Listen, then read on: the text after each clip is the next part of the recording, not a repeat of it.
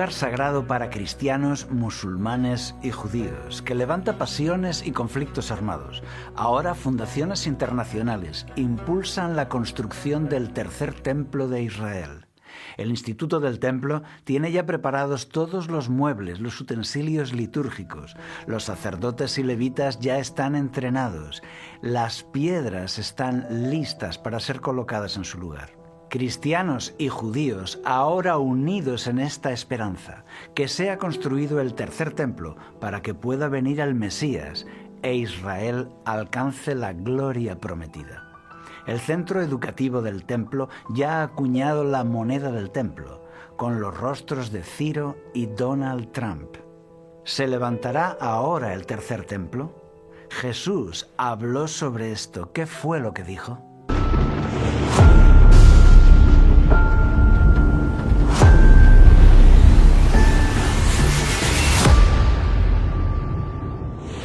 Jerusalén, la explanada del templo.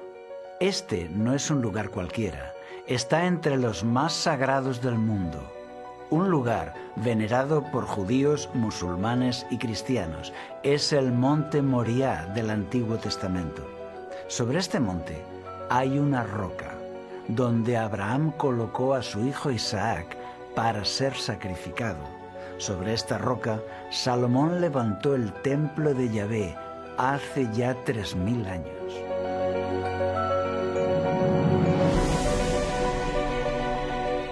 Nabucodonosor de Babilonia lo destruyó en el año 587 a.C.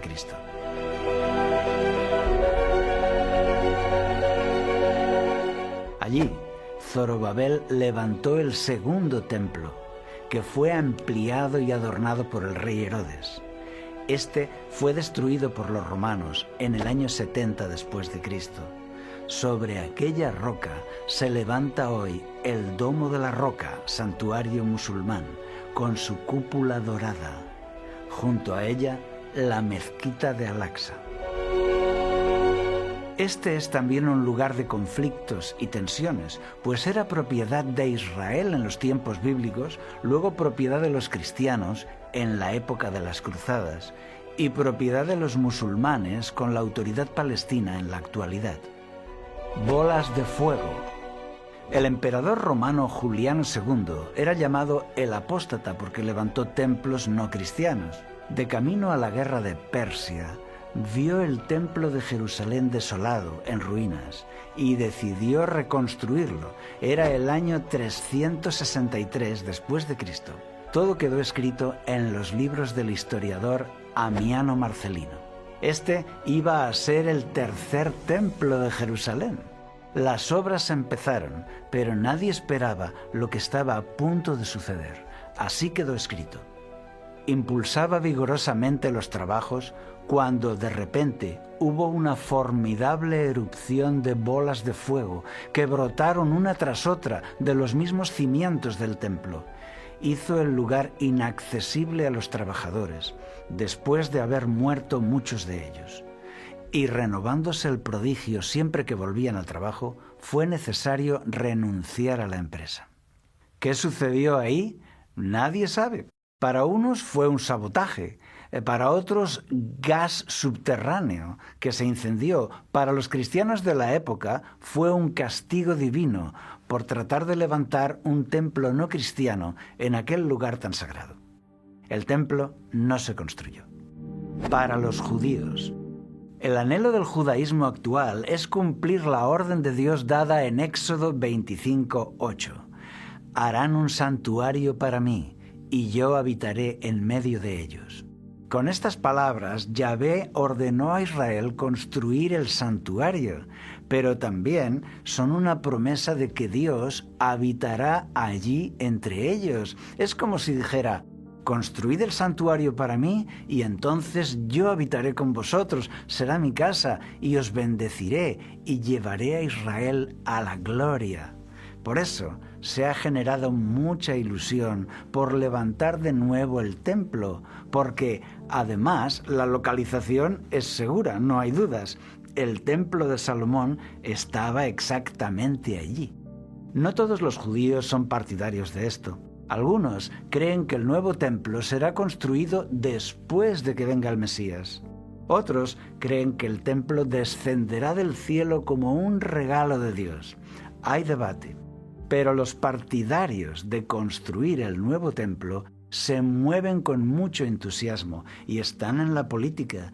Tienen muchos aliados, tienen el apoyo de las instituciones cristianas y una poderosa financiación de otros países. Adolfo Reutemann es el responsable y conservador de los escritos de Qumran y director del Museo del Libro en Jerusalén. Es argentino-israelí, arqueólogo y experto en religiones comparadas. Nos habla del tercer templo. La declaración de independencia del Estado de Israel, cuando el propio Ben Gurión, que no tenía nada de ortodoxo, cuando se refería al Estado de Israel, se refería como el tercer templo, a Beit HaShishi.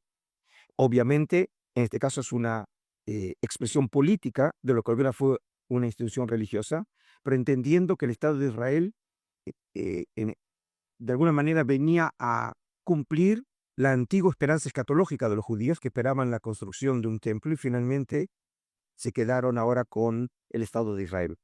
Y en este contexto, realmente la realidad política y social de Israel ha cambiado y no quedamos aquí en círculos periferiales. Hoy tenemos, por ejemplo, el Instituto del Templo en la Ciudad Vieja de Jerusalén.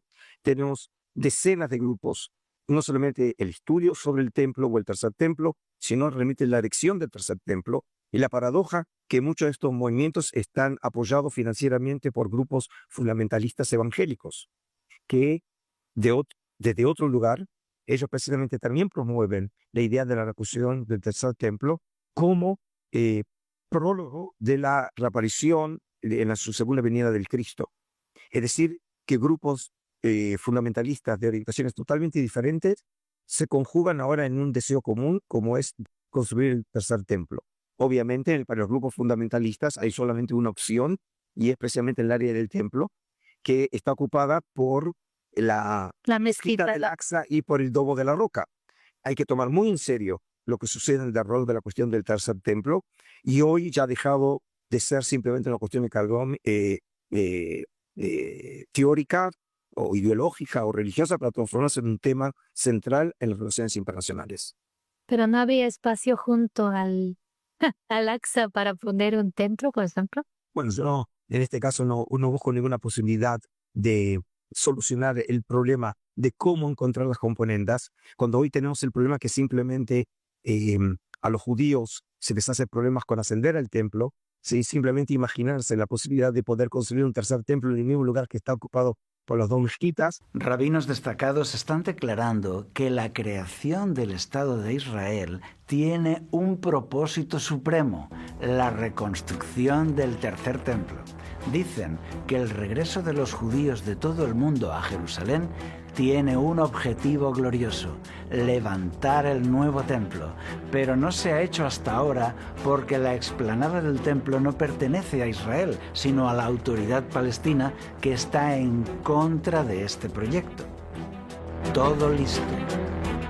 La institución clave para esto es el Instituto del Templo, fundado en 1987 en la parte vieja de Jerusalén. Tienen un museo sobre el templo abierto al público y tienen un instituto de investigación y un centro educativo que estudia los dos templos que tuvo Jerusalén y el futuro tercer templo de Jerusalén que quieren construir en el monte del templo según la tradición rabínica. Hoy, el judaísmo considera que el Instituto del Templo es el paso previo a la construcción del tercer templo. Ya informaron hace años que tienen todo listo. ¿Qué significa todo listo? Las piedras están cortadas y listas. Los revestimientos de oro, porque hay mucho oro en las paredes del templo.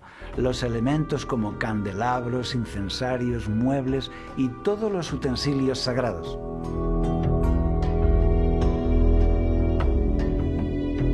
También los sacerdotes y levitas han sido entrenados en todo lo relativo a los ritos y sacrificios. Se ha preparado el aceite y el vino para las libaciones y la vaca roja para el sacrificio de purificación. El coro de levitas ya ha cantado en eventos oficiales. Como sucedió con el templo de Salomón, que todas las piedras fueron talladas y preparadas en la cantera, y al llegar a Jerusalén fueron colocadas sin ruido de martillo ni hacha, para que ninguna herramienta golpease el templo por respeto a la santidad del edificio. Pues ahora sucede lo mismo, y algunos afirman que el nuevo templo podría levantarse en unos pocos días, porque está todo preparado. Según la Torá, para inaugurar el nuevo templo, debe sacrificarse una vaca roja y esparcir sus cenizas por todo el edificio. Entonces, el templo estaría ya activo. Pero la ley rabínica es muy estricta con esto. Esta vaca debe tener todo su pelo de color rojo, debe ser examinada minuciosamente y no puede tener más de un pelo blanco en todo su cuerpo. Cualquier otra será rechazada. Los periódicos nos sorprendieron con la noticia. Un ranchero de Texas, experto en vacas, seleccionó a 5 novillas rojas perfectas, ritualmente aptas para el rito de purificación del templo.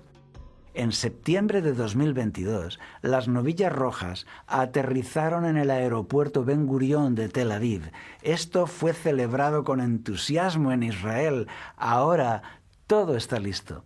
Muchos judíos y protestantes están muy ilusionados con esto, porque ahora el gobierno de Israel muestra su mano de hierro con el mundo árabe. Su ejército es fuerte, su actitud es de superioridad y tiene a los Estados Unidos a su lado. Parece que ha llegado el momento oportuno para levantar ese templo tan deseado. Donald Trump ha sido uno de los líderes más entusiastas con este proyecto, a tal punto que en 2018 se presentó al público una moneda conmemorativa acuñada por el centro educativo Mikdash. En un lado está el tercer templo y en la otra cara están los rostros de Ciro el Persa y Donald Trump, como los 2 emperadores que ayudaron a la construcción del templo de Jerusalén. Recordemos que Ciro impulsó la construcción del segundo templo. Ahora Donald Trump hace lo mismo con la construcción del tercero. Y es impresionante observar esa moneda porque hace palpable la complicidad internacional para conseguir ese objetivo. Ha sido acuñada por el centro educativo Mikdash o del templo, no por el gobierno de Israel. Es la famosa moneda de medio siglo, el impuesto que todo israelita adulto debía pagar al templo según la ley rabínica. Otro impulsor del tercer templo es el número 2 de Estados Unidos, el vicepresidente J.D. Vance, que se convirtió a la fe católica hace solo 5 años. Sí, Vance fue bautizado católico en el año 2019. Vance ha sido muy entusiasta con el proyecto, diciendo que estaba determinado a trabajar para que el tercer templo sea levantado en Jerusalén. Ahora, Vance es el vicepresidente con Trump, de modo que cualquier cosa podría suceder a partir de ahora. También la Iglesia Católica ha manifestado su interés en que se levante el tercer templo. Algunos líderes del clero esperan que el Vaticano se traslade entonces a Jerusalén para que triunfe el movimiento ecuménico y las religiones se unan por fin compartiendo ese lugar sagrado. Para los musulmanes, el Domo de la Roca en Jerusalén es el tercer lugar sagrado del Islam. El primero es la Kaaba en la Meca, el segundo es la ciudad de Medina y el tercero es este lugar, porque creen que Mahoma ascendió a los cielos desde aquí, desde la roca del monte Moria. El gobierno militar británico creó en 1918 el cargo de guardián de los lugares sagrados musulmanes y la explanada del templo, cargo al que llaman muftí. Es un clérigo musulmán sunita. Desde entonces, el muftí de Jerusalén es la autoridad en este lugar. Y el muftí está en guardia porque conoce muy bien el gran deseo de judíos y cristianos por ocupar la explanada con un nuevo templo. De modo que hay alta tensión en ese lugar. Judíos y cristianos tienen prohibida la entrada, salvo raras excepciones. Tienen que contentarse con el muro de las lamentaciones.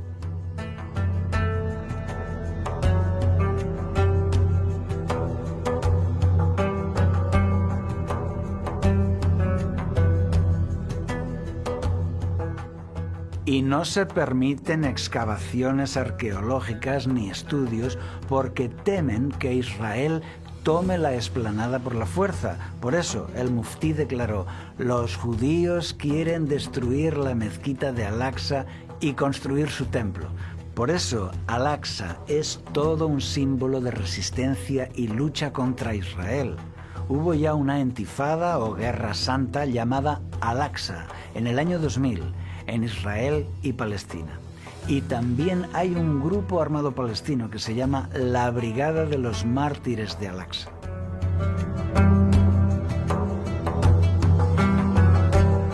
Para cristianos. Hoy muchos cristianos creen que para que Cristo traiga su reino a este mundo, primero el templo de Israel debe estar funcionando plenamente, realizando los sacrificios ordenados en la Torá.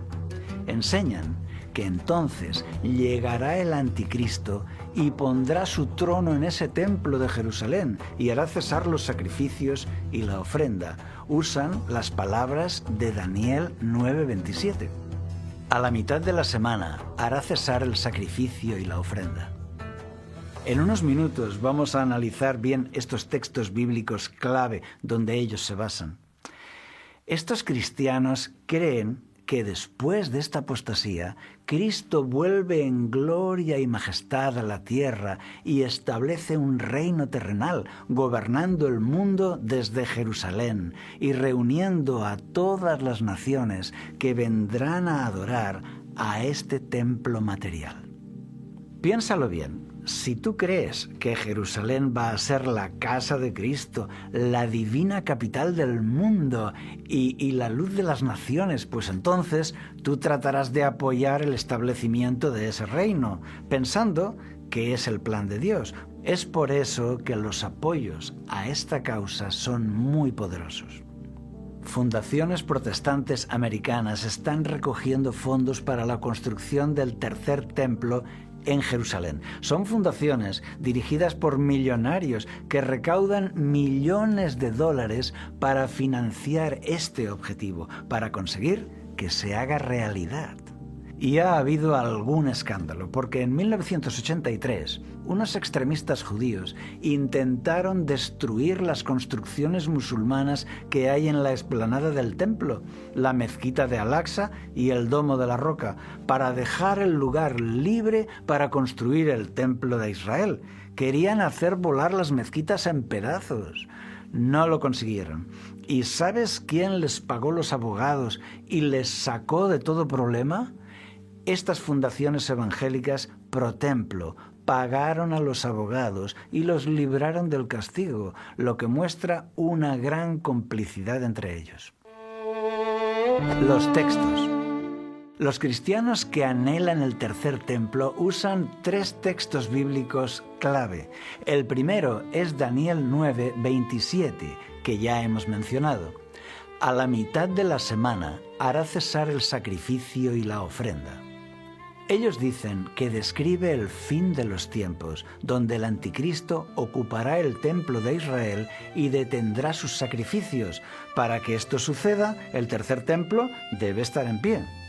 Pero es evidente que esta profecía se cumplió cuando Jesús murió en la cruz. El verdadero Cordero de Dios había sido sacrificado. La sangre del perdón ya había sido derramada.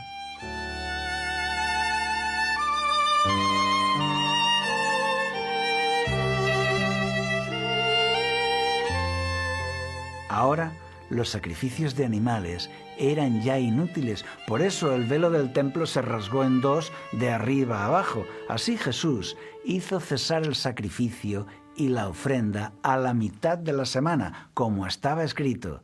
Para una explicación más completa de esta profecía, te recomiendo el vídeo La Semana 70. Te dejo enlace en la descripción de este vídeo. El segundo texto es Mateo 24:15. Por tanto, cuando veáis la abominación de la desolación de que se habló por medio del profeta Daniel, colocada en el lugar santo, el que lea, entienda, entonces los que estén en Judea huyan a los montes. Aquí ellos dicen que ese lugar santo que se menciona es el templo de Jerusalén y la abominación es el anticristo. Pues no, no es así. Veamos, Jesús les está dando instrucciones para que puedan escapar a la destrucción de Jerusalén. Fuera de la ciudad de Jerusalén había mercaderes que abrían sus puestos de venta en sábado y vendían a los gentiles. Esto ofendía al Sanedrín. Para evitar esto, declararon que los terrenos que rodeaban a la ciudad eran ahora también lugar santo, tan santo como la propia ciudad. Tiempo después, las legiones romanas de Vespasiano sitiaron Jerusalén en el año 66 después de Cristo. Entonces, los romanos clavaron sus estandartes con sus dioses alrededor de la ciudad, en ese espacio llamado lugar santo. Entonces, los cristianos vieron a los dioses paganos en ese área llamada lugar santo y reconocieron la señal para huir, la señal que les había dado su Señor Jesús. El ejército romano se retiró y todos los cristianos huyeron y salvaron así sus vidas de la masacre que vino después. Este texto habla de esto, pero no habla del templo. El tercer texto es 2 de Tesalonicenses 2:4. Dice que antes del regreso de Cristo vendrá la gran apostasía. Que nadie os engañe en ninguna manera, porque no vendrá sin que primero venga la apostasía y sea revelado el hombre de pecado, el hijo de perdición, el cual se opone y se exalta sobre todo lo que se llama Dios o es objeto de culto, de manera que se sienta en el templo de Dios, presentándose como si fuera Dios. El texto nos dice que el hombre inicuo se sentará en el templo de Dios, presentándose como si fuera Dios. ¿Será que aquí templo se refiere a la iglesia o al templo como edificio? Este texto se puede referir a 3 momentos en la historia. Primero, cuando Poncio Pilato llegó a Judea, puso en el recinto del templo una estatua del emperador Tiberio para ser adorada. Los judíos lo consideraron una abominación y hubo una revuelta. En esa ocasión, el emperador estaba sentado en el templo de Dios haciéndose pasar por Dios, como dice el texto. Segundo, en la Edad Media, el obispo de Roma se hizo llamar Señor Dios el Papa y estaba sentado en el Vaticano, que es considerado el principal templo de Dios por los católicos. Aquí tendríamos al hombre inicuo haciéndose pasar por Dios en su templo. Tercero, muchos cristianos creen que se trata del anticristo del tiempo final, que se sentará en el sagrado templo de Jerusalén, el tercer templo. Allí se presentará como Dios y engañará a todo el mundo. Dicen que para que todo esto se cumpla, hay que levantar ya el tercer templo para cumplir los planes de Dios. La Biblia no lo enseña así, pero tampoco lo niega. Aún así, no puedo entender por qué tantos cristianos están entusiasmados con esto. ¿En serio tenemos que levantar el templo para que venga el anticristo y lo tome y lo use para desviar a todos? Por favor, que no cuenten conmigo.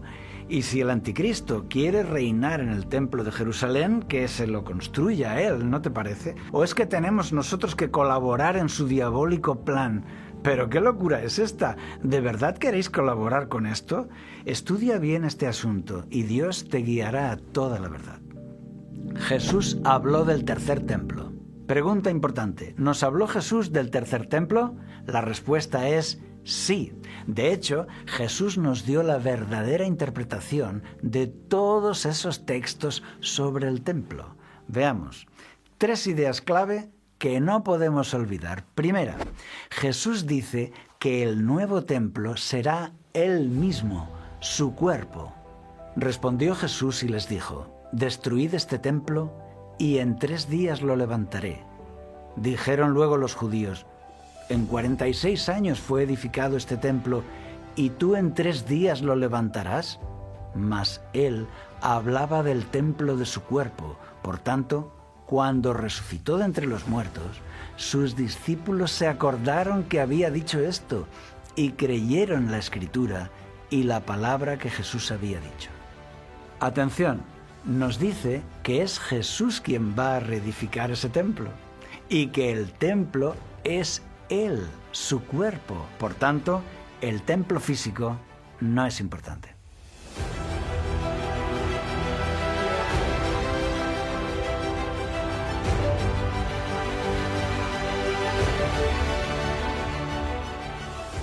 Segunda, al morir Jesús, el velo del templo fue rasgado por una mano celestial, porque el sistema de sacrificios había llegado a su fin.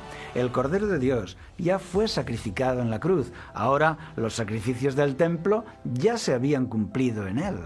Jesús, habiendo otra vez clamado a gran voz, entregó el Espíritu. Y he aquí, el velo del templo se rasgó en 2 de arriba abajo. Ese velo roto de arriba abajo nos muestra un templo ya anulado, descalificado. Durante siglos, los sacrificios de corderos servían para esperar al verdadero cordero, al verdadero sacrificio. Ahora, el sacrificio de Jesús en la cruz ya había pagado el precio de nuestro perdón. Por tanto, el templo físico no es importante. Tercera, el nuevo pacto en su sangre había comenzado. En el nuevo pacto, la sangre que paga por nuestros pecados no es la sangre de animales, sino la sangre de Jesús. Después de haber cenado, tomó la copa diciendo: «Esta copa es el nuevo pacto en mi sangre, que por vosotros se derrama».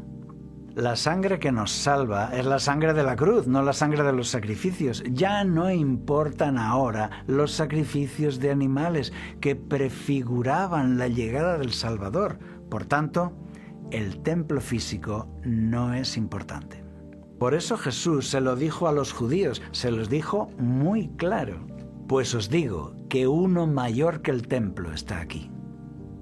Ahora, todo lo relativo al templo físico ya quedó cumplido, completado, consumado. Mientras moría, Jesús lo dijo con estas palabras: «Consumado es, todo se ha cumplido. Las leyes rituales de la Torá han terminado. Por tanto, el templo físico no es importante». El templo en el Nuevo Pacto. ¿El Nuevo Testamento se refiere a Israel, Jerusalén, el templo? Sí, por supuesto, pero nos presenta una nueva dimensión. Atención. «Y si vosotros sois de Cristo, entonces sois descendencia de Abraham y herederos según la promesa». Ahora, todos los creyentes son la descendencia de Abraham, son el Israel de Dios. Porque por un solo espíritu fuimos todos bautizados para formar un solo cuerpo, sean judíos o griegos. No hay un destino para Israel y otro para los gentiles, porque dice que ya son un solo cuerpo. Porque Él es nuestra paz, que de ambos pueblos hizo uno, derribando la pared intermedia de separación, para crear en sí mismo de los dos un solo y nuevo hombre. Por supuesto que hay muchas promesas y profecías en la Biblia que señalan a Israel, que se cumplirán en el Israel del Nuevo Pacto, la Iglesia de Cristo. Lo mismo pasa con la palabra Jerusalén. Hay muchas profecías donde Jerusalén es mencionado, pero es la Jerusalén del Nuevo Pacto, la Jerusalén de arriba. Es la nueva Jerusalén en el reino de Dios, que gobernará el mundo en ese reino eterno de gloria. No es la Jerusalén física de hoy. El Apocalipsis lo deja muy claro. Vi un cielo nuevo y una tierra nueva, porque el primer cielo y la primera tierra pasaron, Y yo, Juan, vi la santa ciudad, la nueva Jerusalén, descender del cielo de Dios, dispuesta como una esposa ataviada para su marido. De modo que en el nuevo pacto la palabra Israel describe a todos los que están en Cristo, y la palabra Jerusalén describe a la ciudad de los santos en la gloria, la nueva Jerusalén. El Antiguo Testamento nos da los símbolos y el Nuevo Testamento nos da el cumplimiento. Un santuario en el cielo. Si hubo alguien que nos pudiera explicar bien este asunto, ese sería Pablo, porque él era un escriba erudito de la élite intelectual del Templo de Jerusalén, pero descubrió el cristianismo y se convirtió en teólogo cristiano, de manera que Pablo conoce muy bien la Torá y el Templo y también el mensaje cristiano. Y tenemos la suerte de tener la carta de Pablo a los hebreos. En aquellos años, miles y miles de judíos se hicieron cristianos. Incluso sacerdotes, escribas, fariseos aceptaron a Cristo. Ahora, Pablo les escribe para animarles en medio de una gran persecución. Les dice que este templo judío que les está persiguiendo es solo figura y sombra del verdadero. Ahora les explica que el verdadero templo está en el cielo, donde Jesús ofrece su propia sangre para expiar. Pablo enseñó que ahora nuestro sumo sacerdote es Cristo, quien intercede por nosotros ante Dios en el templo del cielo. Pero estando ya presente Cristo, sumo sacerdote de los bienes venideros, por el más amplio y más perfecto tabernáculo, no hecho de manos, es decir, no de esta creación. Hoy, Pablo sigue hablando desde la Biblia y nos dice que nuestro foco no debe estar en el templo físico, sino en el templo verdadero, el del cielo. Ahora bien, el punto principal de lo que venimos diciendo es que tenemos tal sumo sacerdote, el cual se sentó a la diestra del trono de la majestad de los cielos y es ministro del santuario, de aquel verdadero tabernáculo que levantó el Señor y no el hombre. El nuevo templo de Israel es el santuario celestial, levantado por Dios mismo. Ahora nuestros ojos deben mirar a ese verdadero templo donde Cristo consigue nuestro perdón. Por tanto, el templo físico no es importante. Si el santuario celestial es algo nuevo para ti, puedes ver nuestro programa sobre esto, titulado Una profecía en 3D, el santuario, donde verás esta enseñanza sólidamente bíblica. Te dejo el enlace en la descripción del vídeo. Es cierto que hay muchos textos bíblicos profetizando sobre Israel, sobre Jerusalén y sobre el templo. Lo sé, pero en el nuevo pacto estas tres palabras toman una dimensión diferente, más amplia y eterna. La conclusión es que si tú eres un cristiano sincero, tú eres del Israel de Dios. Cuando Cristo restaure su reino, tú vivirás en la nueva Jerusalén, ciudad eterna y llena de gloria. Pero no necesitas ir ahora a la Jerusalén actual. No necesitas construir un templo físico. Lo que necesitas es poner tus ojos en el santuario celestial, donde Cristo está perdonando tus pecados. Por eso, la idea de un tercer templo físico no existe en el Nuevo Testamento, no la encontramos. Cuando lees lo que escribieron los discípulos, verás que no hay interés por el templo de Jerusalén. En el Nuevo Testamento no se derraman lágrimas por la destrucción del templo. No encontramos ningún anhelo de reconstruir el templo físico en los primeros cristianos. Entonces, ¿se va a levantar el tercer templo de Israel en nuestros días? La Biblia no dice nada sobre esto, ni lo afirma ni lo niega. Por eso hemos preparado toda esta información política, religiosa, de actualidad, para que tú puedas formar tu propia opinión. Dispensacionalismo. ¿Qué es esto de dispensacionalista? Es un sistema de interpretación de la Biblia nuevo, que surgió hace solamente unos 100 años. Nunca existió antes. Nadie había creído eso antes. Nunca. Fue impulsado por los pastores Darby y Scofield. El dispensacionalismo fue condenado como apostasía por las iglesias de su tiempo, pero más adelante se publicó una Biblia Reina Valera 60 en español con las notas de Scofield incluidas, y muchos creyeron más en aquellas notas que lo que decía la propia Biblia. Se hizo muy popular, sobre todo por las series y películas como Left Behind, Dejado Atrás, que escenifica el rapto de los elegidos. Desde entonces muchos la llaman la interpretación dispensacionalista sensacionalista por su éxito en las películas y sus enseñanzas excitantes. Para ellos, Dios tiene dos pueblos y dos planes diferentes, uno para los israelitas y otro para los gentiles. También crearon la doctrina del rapto de la iglesia y del tercer templo en Jerusalén. Todo muy emocionante. No me lo creo. Construir sobre la roca. Hoy vemos que muchos quieren construir un tercer templo de Israel sobre la roca del monte Moriah. Pero Jesús nos enseñó a construir sobre otra roca. Por tanto, cualquiera que oye estas palabras mías y las pone en práctica, será semejante a un hombre sabio que edificó su casa sobre la roca, y cayó la lluvia, y vinieron los torrentes, y soplaron los vientos y azotaron aquella casa, pero no se cayó, porque había sido fundada sobre la roca.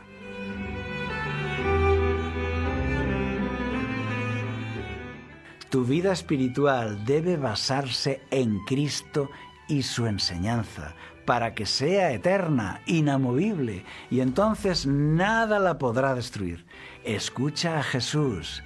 Él es la piedra de fundamento, Él es la roca sobre la que debemos de construir. No permitas que nada te distraiga de eso. ¿Y tú qué piensas de todo esto? Por favor, deja tu comentario. Si te gustó el contenido, apoya al canal con un like y suscríbete. Tú puedes conocer los mensajes de la Biblia desde cero con nuestra serie Los símbolos proféticos, para descubrir paso a paso las verdaderas enseñanzas de Jesús. Te dejo el enlace en la descripción de este vídeo. Seguiremos en contacto para comentar la actualidad. Recibe un abrazo de todo el equipo de Logos TV y que Dios te acompañe siempre.